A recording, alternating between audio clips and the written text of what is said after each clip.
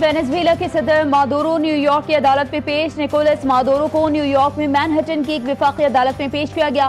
Maduro پر منشیات اور دہشت گردی کے الزامات کے تحت مقدمہ چلے گا۔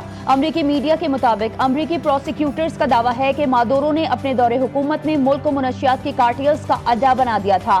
مبصرین کے مطابق صدر مادورو کی عدالتی پیشی اور وینزویلا کے اندر فوجی رد عمل خطے میں سیاسی عدم استحکام کو مزید بڑھا سکتا ہے۔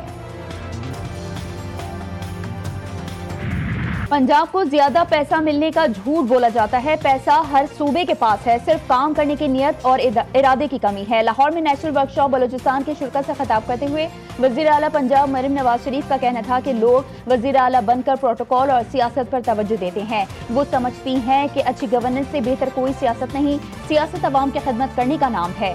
آپ نے بہکاوے میں نہیں آنا کہ کوئی صوبہ اس لیے محروم ہے کہ اس کے پاس پیسہ نہیں۔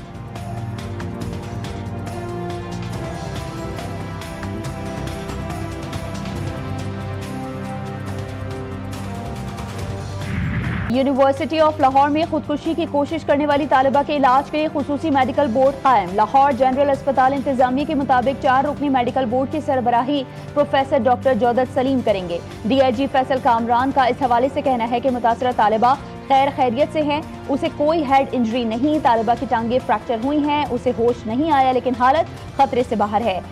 اسی یونیورسٹی میں چند روز قبل بھی ایک طالب علم نے عمارت سے چھلانگ لگا کر خودکشی کر لی تھی۔ وزیر داخلہ کا شنگھائی کے اسپیشل پولیس فورس بیورو کا دورہ۔ محسن نقوی نے فورس کے زیر استعمال اے پی سی بم ڈسپوزل یونٹ کے آلات اور جدید اسلحہ دیکھا۔ جدید ترین واٹر کینن اور دیگر آلات کا بھی معائنہ کیا۔ وزیر داخلہ نے اسپیشل فورس کی پیشہ ورانہ مہارت اور تربیت کے عملی مظاہرے دیکھے۔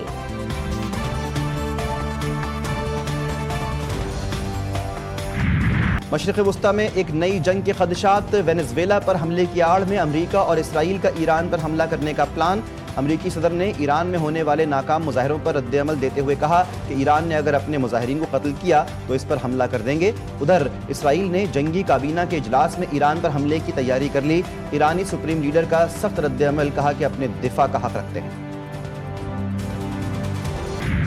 روسی تیل کے معاملے پر تعاون نہ کرنے پر امریکی صدر کی بھارت کو ٹیرف بڑھانے کی دھمکی۔ کہا بھارت نے روسی تیل کی خریداری بند نہ کی تو امریکہ بھارت پر ٹیرف بڑھا سکتا ہے۔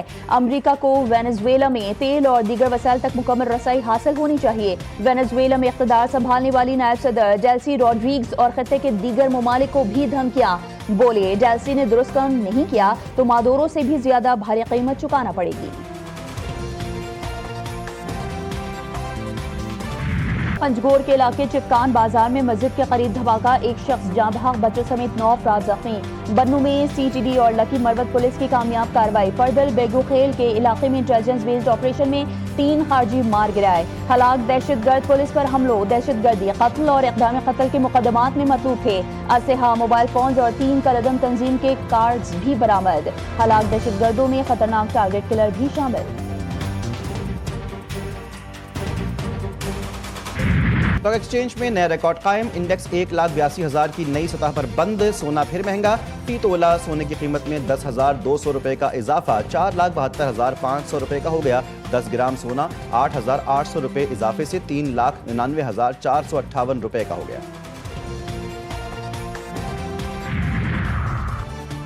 کراچی کی عدالت میں غیر قانونی کال سینٹر چلانے کا مقدمہ، مصطفیٰ عامر قتل کیس کے ملزم ارمغان کی درخواست ضمانت منظور۔ عدالت کا ملزم ارمغان کو 1 لاکھ روپے کے مچلکے جمع کروانے کا حکم۔ عدالت نے حکم دیا ہے کہ اگر ملزم کسی اور مقدمے میں مطلوب نہیں تو رہا کیا جائے۔ ملزم ارمغان کے خلاف مصطفیٰ عامر قتل کیس، غیر قانونی اسلحہ اور منی لانڈرنگ کے مقدمات زیر سماعت ہیں۔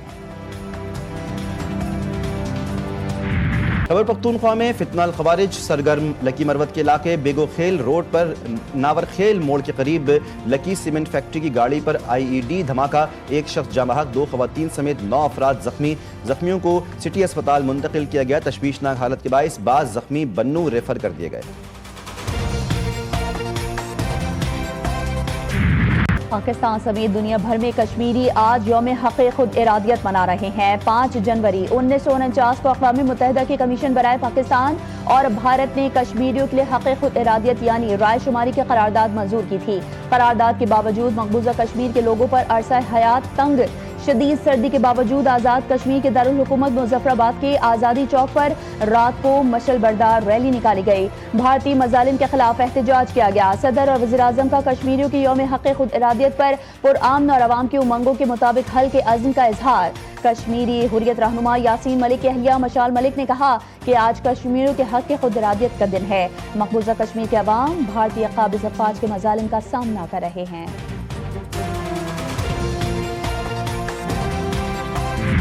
پاکستان پیپلز پارٹی کے بانی اور سابق وزیر اعظم ذوالفقار علی بھٹو کا 99واں یوم پیدائش آج منایا جا رہا ہے۔ ذوالفقار علی بھٹو نے پاکستان کو متفقہ آئین دیا، پاکستان کے ایٹمی پروگرام کا سنگ بنیاد رکھنے اور پہلی اسلامی سربراہ کانفرنس کروانے کا اعزاز بھی ذوالفقار علی بھٹو کو حاصل ہے۔